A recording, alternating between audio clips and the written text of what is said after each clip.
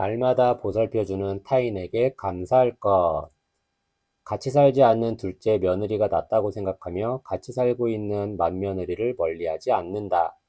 이것은 하나의 전형이지만 몇십 년이나 살아왔으면서도 이 정도밖에 세상을 모른다는 것은 슬픈 일이다. 날마다 돌보아주는 것은 대단히 힘든 일이다. 자연히 서로의 단점을 보이게 된다. 매일매일 늘 자상하게 대하는 것도 인간에게는 상당히 어려운 일이다.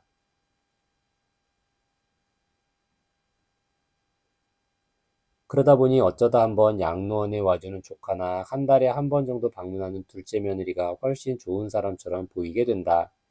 그러나 헌신적으로 노인을 책임지고 있는 것은 병원이나 양로원의 직원이며 맏며느리이다. 하루 정도라면 누구라도 착한 사람이 될 수 있다. 계속해서 해주는 것이 얼마나 중요한가를 느껴야 한다.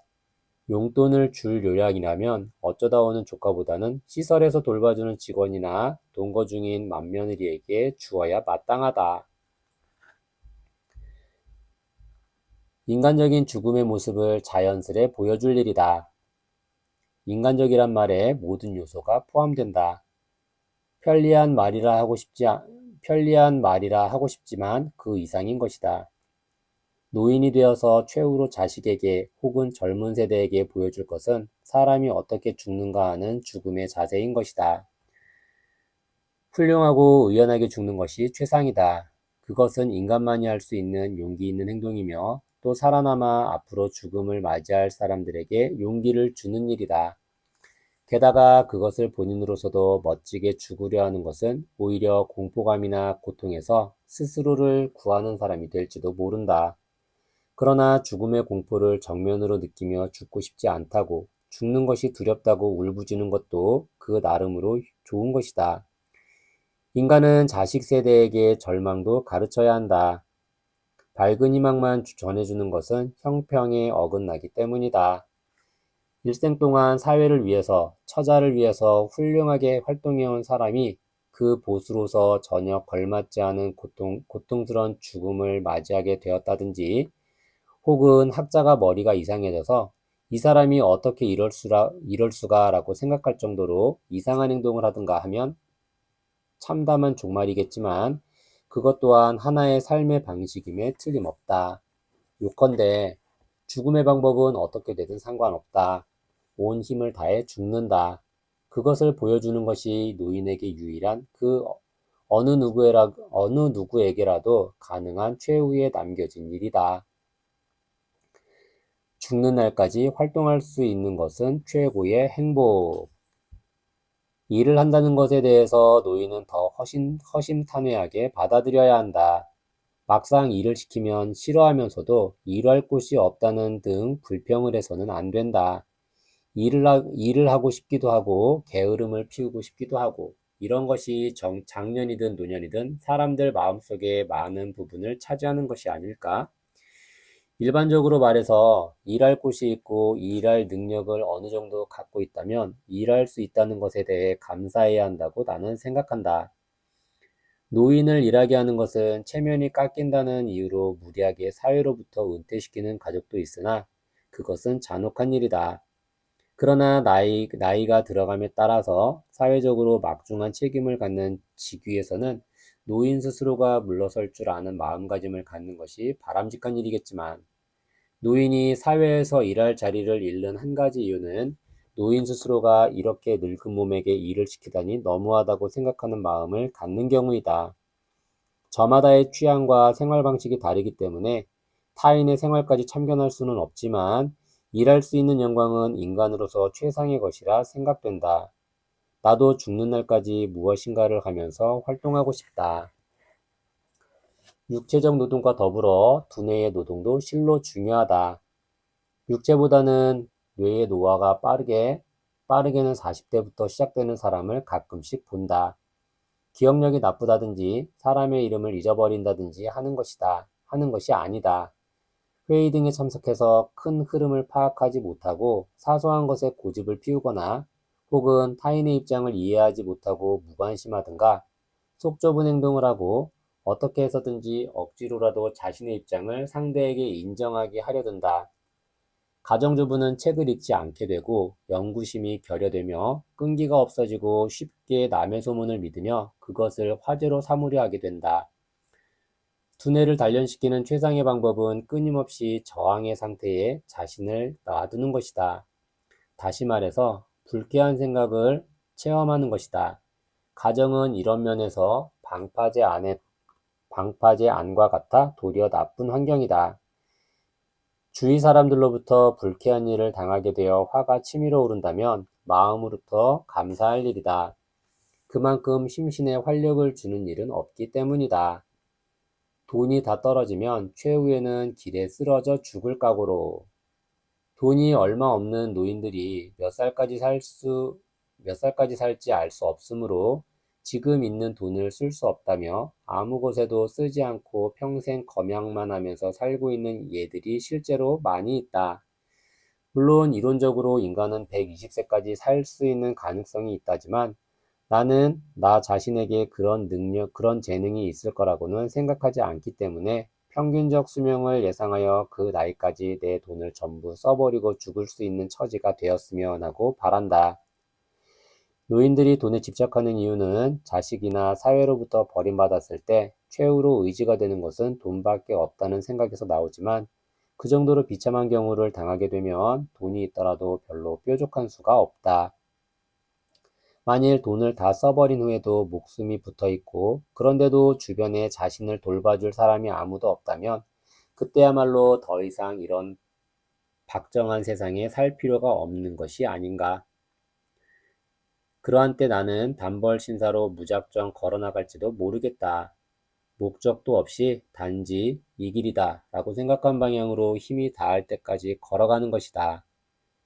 도중에 비도 만나고 기력이 다해 병이 든다 할지라도 노인이라면 그렇게 오랜 시간 동안 고통받지 않고 결말이 나게 되는 법이다. 그 최후의 행진은 정말 마지막 행진이지만 최후의 곤충의 죽음처럼 그렇게 나쁘지만은 않을 것 같다는 생각이 든다. 그것은 결코 가출의 권유도 아니고 자살의 권유도 아니다. 자식이 하나라도 있으면 사회가 구제해주지 않는 경우 자식이 있는 곳으로 굴러 들어갈 일이다. 단지 이 최후의 행진 후에 길에서 쓰러져 죽을 결의만 할 수 있으면 그 이상 두려운 것은 없을 것이다. 돈도 적당히 쓸 수 있는 마음을 갖게 될 것이다. 그것이 싫다면 찔끔찔끔 돈 내기를 주저하고 일전 한 푼 쓰지 않다가 손도 대지 않은 채 남겨두고 딱하게 죽는 도리밖에 없다. 돈도 의지할 사람도 없게 되면 주위 사람에게 신세질 일이다. 이러한 상태가 가까운 미래에는 있지 않기를 바라지만 역시 늘 가능성으로서 생각해 둘 필요가 있다. 예전에 나와 가까운 사람 중에 어떤 이유가 있어 갓 태어난 아기를 데리고 남편과 헤어진 사람이 있었다. 갓난아이가 있으므로 일을 하러 나갈 수도 없었고 돈도 없었다. 그녀는 갓난아이를 시설에 맡기기 위해 많은 노력을 했으나 여러 가지 제약이 있어서 잘 되지 않았다. 요즘에는 이러한 경우 어떤 엄마는 갓난아이를 길에다 버리기도 하지만 그녀는 지혜도 있고 배짱도 두둑했다. 그녀는 복지사무소에서 갓난아기와 함께 연좌 데모를 했다. 그리하여 다음 날부터 아이를 가까스로 유아원에 보내는데 성공했다. 돈도 의지할 연고자도 아무것도 없는 노인이 어떠한 이유로 생활을 할 수 없게 되었다면 알고 지내는 모든 사람이나 주변 사람에게 염치불구하고 매달리거나 그들 중 누군가의 거처에 굴러 들어가면 된다. 약간은 거친 사고방식인지 모르지만 그것이 지금까지 살아온 인간의 권리라고 생각한다. 그렇게 막다른 지경에까지 몰아넣지 않도록 사회적 배려를 해준다면 그 이상 더 좋을 것은 없으나 아무 말도 못하고 조용히 죽어갈 정도라면 주위의 사람에게 신세를 지는 것도 도리어 의무이다. 행복한 일생도 불행한 일생도 일장춘몽. 참으로 무책임하다고 말할지도 모르지만 인간에게 일생 동안 행복감의 총량, 당사자가 생각할 때 총량은 모두들 별반 차이가 없는 것이라고 나는 생각한다. 전혀 아무런 부족함이 없어 보이는 사람일수록 불만의 정도가 강한 경우도 있고, 그것은 당사자의 마음가짐에 문제가 있다고 말할 수 있겠지만, 행복이란 주관적인 것이기 때문에 결국 당사자는 불행하다. 어렸을 때 나는 격렬한 공습이 있고 난 후에 한순간을 행복하다고 느꼈었다. 얼굴은 그을음투성이에 소화 작업을 했기 때문에 몸은 흠뻑 젖어 있었으며 도중에 신발이 벗겨져서 발바닥은 상처투성이었다. 아직 추운 계절이었다. 태양은 연기로 누렇게 보였다. 나는 추워서 벌벌 떨었으며 공복을 채워줄 맛있는 것이 있으리 만무했다. 다음 공습 때 죽을지도 모를 거라 생각했으나 그래도 나는 살아남아 있게 된 것을 행복하다고 느꼈다. 객관적으로는 아무리 불행한 상태 속에 있어도 이런저런 형태로서 구제되어질 수 있고 어떠한 영광의 빛 속에서도 불안감은 잠재되어 있는 것이다. 구우카이는 비장보론에서 다음과 같이 기술하고 있다. 이 세상의 광인들은 미친 것을 알지 못하고 모든 생명 있는 맹자는 눈먼 것을 깨닫지 못한다.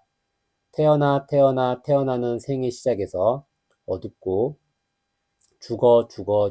죽어가면서 마침내 죽음의 종말에 또 어둡도다. 다시 말하면 우리들은 아무것도 볼 수 없을 것이리라. 우리들이 이 세상에서 확실하게 손에 넣고 경험한 모든 것들도 과연 그만큼 중요한 것이었을까? 나는 분명히 무지개를 보고 미소를 지었으며 환영에 시달려 괴로워했던 것이다. 그러나 내가 타인에게 가한 악은 상당히 확실하게 실제로 있었던 것이겠지만 구우카이는 그래도 목청 높이 부르짖는다. 공은 즉 허상의 근본, 허상은 존재하는 것이 아니나 허상 그 자체로 이 세상의 모든 것을 이루며 절대적인 공은 공이 아니나 공으로 존재하지 않나니. 어느 누구라도 나쁜 일생만은 아니었다고 생각하는 것은 가능하다. 사형수라도 그렇게 생각할 가능성이 있는 것이다. 이 세상은 무엇보다도 결코 완전하지는 않지만 재미있었다. 나는 이 나이가 되었지만 별 대수롭지 않은 일에도 잘 웃는다. 슬프거나 괴로운 일조차도 우습게 생각된 적이 있다. 반대로 아무리 좋게 보이는 것도 결코 좋은 일만 있는 것은 아니다. 사이가 나쁜 부분은 한 사람의 죽음으로 남은 한 사람이 확실히 구제되지만 사이가 좋은 부분은 한 사람의 죽음으로 인해 남은 한 사람은 살아가면서 죽음의 고통을 맛보지 않으면 안 된다. 이제 이만큼 써왔으면 나는 이를테면 모든 것이 귀찮아진다. 번거롭고 귀찮다는 면에 있어 나는 죽음을 하나의 안식처로 생각하고 싶은 것이다. 죽음으로서 얻을 수 있는 가능성을 행복으로 생각할 일. 무신론자라면 전혀 상관없다. 죽으면 무로 돌아간다는 생각도 하나의 용기인 것이다. 그러나 나 개인으로서는 좀 더 적극적으로 죽음을 생각하고 싶다. 그것은 만년의 미켈란젤로의 말이 지극히 잘 나타내주고 있다. 생명이 우리들에게 바람직한 것이라면 죽음 또한 우리들에게 있어서 불쾌한 것일 리가 없지 않은가? 왜냐하면 죽음이란 생명을 창조한 거장의 똑같은 손으로 만들어진 것이기 때문에. 이것을 하나의 달콤한 꿈이라고 말한다면 그뿐이겠지만 나는 역시 사후의 재회를 즐거운 마음으로 기다리고 싶다. 나는 이 사람 저 사람 모두를 저 세상에서 만나길 원한다. 그리고 그렇게 생각할 수 있다는 것은 정말로 즐거운 기대이다. 특히 장수하면서 배우자나 자식이 먼저 세상을 뜬 사람의 경우 죽음이란 다름 아닌 재회의 기회일 것이다. 어째서 공포나 슬픔을 느낄 필요가 있을 것인가? 종교에 대해 마음과 시간을 할애할 것. 성묘, 사찰 참배, 스님의 설법을 들으러 가는 것 등의 시간을 쪼개 쓰는 노인을 보고 있노라면 나는 젊었을 때부터 참 아름다운 일이라 생각했다. 나는 뭐든 자연스러운 것이 좋다. 젊은 날에는 학문이나 일에 얽매여 그러한 일을 소홀히 하게 된다. 그러나 나이가 들면 인생을 돌아보고 점검하는 기회를 만든다. 나의 경우로 말하자면 나이를 먹어갈수록 기도 시간을 늘려가야겠다고 생각한다. 그러나 병의 고통이 있으면 더 이상 기도도 할 수 없게 된다는 것을 나는 계산에 넣지 않았다. 그러므로 자신의 영혼을 위해서 기도하는 일은 오늘부터, 다시 말해서 조금이라도 건강할 때부터 바로 시작하는 것이 좋다. 나는 매일 밤 기도를 제대로 할 수 없을 때라도 오늘에 이르기까지 감사했습니다라는 단 한마디의 신에 대한 감사만이라도 드리기로 하고 있다. 종교적인 것에 관심이 없는 것 자체는 전혀 상관이 없으나 그러한 사람은 어딘지 자포자기적이며 자기 현시의 욕망이 강하고 불만이 많은 듯이 보이는 것은 참 묘한 일이다. 원래 일본인의 종교적 행위는 결코 그 사상이나 철학을 위한 것이 아니고 대단히 마음을 즐겁게 하고 위로하는 일이라는 것에 대해서는 루스 베네딕티가 국화와 칼 속에서 일찍이 써왔던 것이다. 과거 일본 사회에 있어서 유희는 악덕이었다. 그것을 속이기 위한 역할을 한 것이 사찰 참배를 비롯한 일련의 종교적 행사에 참여하는 일이었다. 그런 것들이라면 유희로 간주되지 않고 오히려 이를 제지하는 일에 대해서는 사회적 비난을 받는 경우도 있으므로 노인도 때때로 젊은 여성들도 그러한 기회를 많이 이용했던 것이다. 분명히 그런 것들은 진정한 의미에서 종교적 행위라고 말하기 어려울지도 모른다. 그러나 적어도 그것을 외출의 목적, 사교의 목적이었다. 그리고 목적을 갖는다는 것은 아무런 목적 없이 사는 생활이 정신에 끼치는 악영향을 생각한다면 사실상 건전한 것이다. 한평생 부단히 노력한다. 시몬느 드 보바르는 노년이라는 책에서 노인들은 사회가 그들에 대해 만들어 놓은 이미지에 합치도록 요구되어진다라는 말에 대한 분노를 토로했다. 그러나 그것은 다소 일방적인 견해이다. 앞의 글의 노인이라는 단어는 어떤 것과도 바꿔놓을 수 있다. 아가씨라도 아내라도 한창 일할 나이의 남자라도 상관없다. 사회가 인간의 연령대에 따라 바람직한 상을 설정했다 치더라도 어쩔 도리가 없으며 그것은 모든 인간이 공통적으로 받아들이지 않으면 안 되는 입장인 것이다. 한평생 부단히 노력할 것이라는 말은 젊은 세대의 비위를 맞추는 행동을 하라는 것이 결코 아니다. 그것은 나이에 상관없이 인간의 문제인 것이다. 인간이 인간을 포기하는 때까지, 즉 의식을 잃어버릴 때까지 모든 직업, 모든 연령, 모든 입장, 모든 성격의 인간에게 공통적으로 부과되어진 인생을 진하게 음미하는 방법인 것이다. 나는 결코 노력한다는 말을 도덕적으로 사용하고 있는 것은 아니다. 다른 사람에게 도움이 되는 것이라는 말도 지금으로서는 정의하기 어렵다. 노력한다는 것은 삶을 받아들이는 방법인 것이다. 노력하고 있느냐 아니냐는 결코 외부에서 판단할 수 없다. 어떤 무뚝뚝한 사람이 축하연에 왔다. 그 사람은 주위 사람들에게 화를 내고 있는 것처럼 보였다. 그러나 실은 그가 선천적으로 사람들 속에 나서는 것을 꺼리는 성격의 소유자였던 것이다. 그런 그가 그렇게 기분 나쁜 듯 앉아 있었지만 그로 말하면 친구의 기쁜 일을 축하해 주기 위해 다른 사람보다 갑절 노력을 하고 있는 것이었다. 노년의 가장 멋진 일은 사람들 간의 화해. 이것은 알퐁스 데킹 신부의 저서에서 배운 것이지만 나는 이 점을 좀 비겁하게 생각해 보고자 한다. 원래 화해란 실로 어려운 일이다.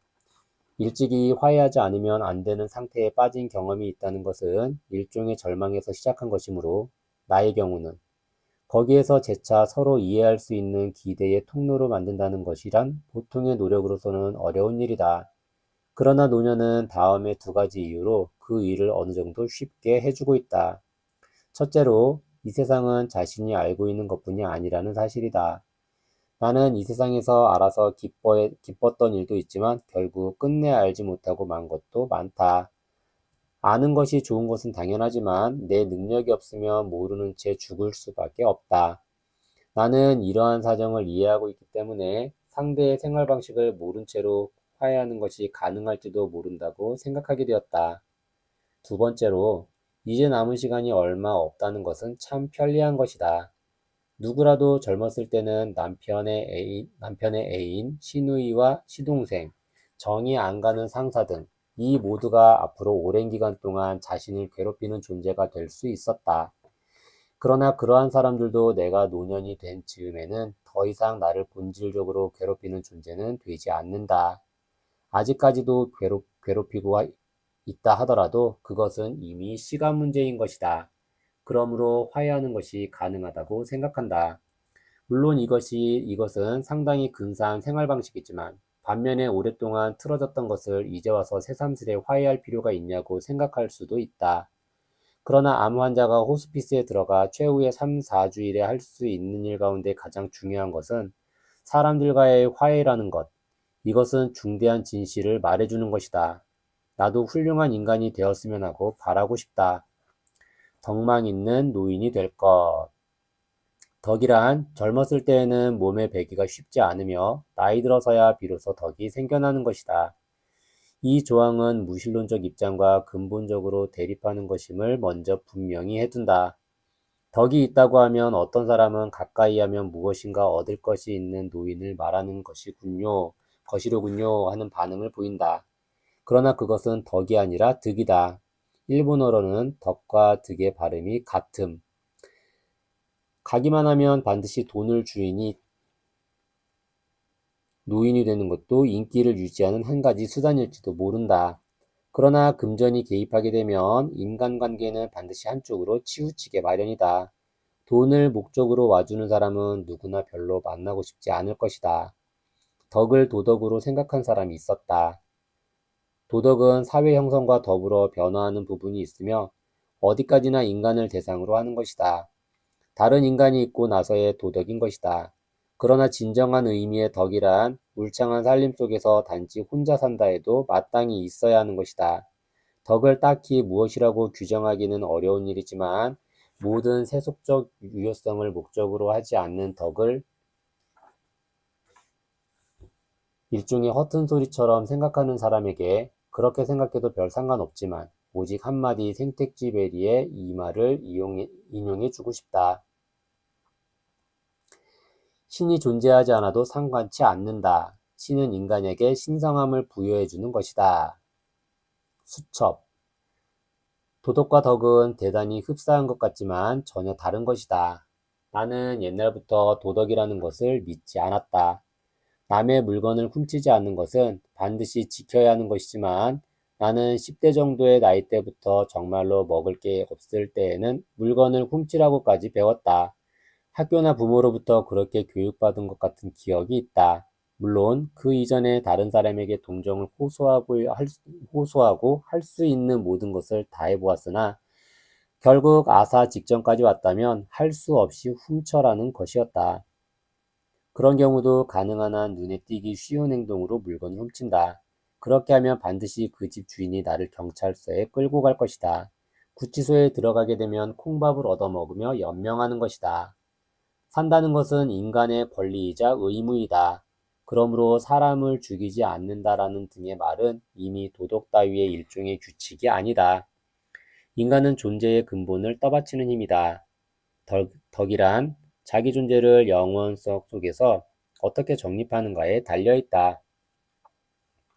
사족일지 모르나 덕이란 타인의 평가를 목표로 하지 않는다. 목표로 하지 않는다기보다는 하는 것이 불가능한 것이다. 따라서 평가도 완전히 그 사람의 미학적인 마음의 인식에 기인하는 것이다. 자신이 얼마만큼 훌륭한 일을 해왔느냐 하는 것은 멋대로 결정하는 것은 아니다. 덕이란 결과를 생각지 않는다. 덕은 목표에 초점을 두는 것이다. 실패에도 아랑곳 없이 자신의 미의 궁극을 향하는 것이다.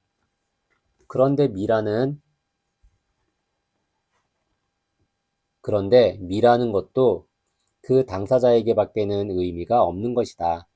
피카소의 작품 앞에서 정말로 감동하는 사람이 있으나 그렇지 않은 사람도 있을 것이다. 미를 신이란 말로 바꾸어 놓았을 때 거기서 처음으로 덕이란 것이 도덕처럼 메마르고 소심한 것이 아니고 충분한 생기와 윤기를 머금은 인간적인 목표라는 것을 이해할 것이다. 덕이란 진정한 의미의 에고이즘이다. 그러나 그 에고이즘이란 타인을 향한 자연스러운 온정의 확산성을 지닌 에고이즘이다. 흔히 말하는 에고이즘이란 타인으로부터 빼앗아 자신을 최종 목표로 삼는 수렴성의 에고이즘을 가리킨다. 구체적으로 덕성이 있다, 완전한 덕의 상태에 있다란 무엇을 의미할까? 하나의 기준으로 자신을 주장하는 바가 얼마나 적은가일 것이다. 일본풍으로 다소 비약해서 번역한다면 제아미에 드러내지 않으면 꽃이요, 드러내면 꽃이 아니다라는 뜻이 될 것이다. 이미 죽음을 눈앞에 두고 자신이 이 세상에서 태어났다는 발자취를 어딘가에 남기고 싶을 때에 자신의 생을 어떤 형태로든 주장하지 않을 것, 바람 속으로 가는 듯한 기색, 그러한 엄청나게 자연스러운 생활 철학은 자기를 버리고 겸허하고 순수한 마음을 가질 수 있는 강인함과 영리한 통찰력이 없으면 불가능한 것이다. 이 항목은 내게는 어쩌면 결코 불가능할지도 모른다. 그러나 희망하면서 이루지 못한 안타까움을 느끼는 것도 나쁘지는 않을 것 같다. 완전한 덕을 노년에 기대하는 것은 스스로의 구제를 위한 것이지 절대로 대외적인 수단은 아니다. 노년의 고통이란 인간의 최후 완성을 위한 선물. 40세를 넘어서면 인간은 날마다 조금씩 당사자는 느끼지 못하더라도 늙어간다. 아니, 화장품 회사의 선전에 의하면 인간은 25세부터 늙기 시작한다고 한다. 60세를 넘으면 인간은 승산이 없는 싸움에 말려드는 것이다. 즉, 인간은 이제 젊어진다는 것은 결코 불가능한 것이니 앞으로 체력은 날로 약해지고 능력도 쇠퇴되며 미모는 간데 없고 병의 치유도 점차 어려워지게 된다. 별로 나쁜 짓도 하지 않았는데 왜 이렇게 비참한 지경을 당해야 하나 하고 불평하고 싶을 정도이다. 그러나 인간은 행복에 의해서도 충족되지만 괴로움에 의해서도 더욱더 크게 성장한다. 특히 자신의 책임도 아니며 까닭도 없는 불행에 직면했을 때만큼 인간이 크게 성장하는 시기도 없다. 노년에 일어나는 이런저런 불행도 바로 이러한 시련인 것이다. 만일 내가 그러한 불행을 젊었을 때 경험했다면 나는 그것을 어떻게 처리해야 좋을지 몰라서 자살해버렸을지도 모른다. 그러나 40년, 50년, 60년 혹은 그 이상의 체험은 우리에게 그것을 받아들이는 능력을 마련해준다. 다시 말해서 노년의 괴로움이란 내 방식으로 말한다면 신이 우리들에게 견딜 수 있는 힘이 있다고 확신하고 부여하신 사랑인 것이다. 이 세상에 대한 미련을 남기지 않는다. 나의 경우 이것은 사실상 손쉽고 자연스럽게 할 수 있는 일이다. 디어 헌터라는 영화는 지옥과 같은 베트남 전투에서 미군들, 평범한 행복감에 충만된 미국 지방 도시 출신자들의 악몽 같은 생활을 그린 것이지만 그것을 보고 나는 내 어린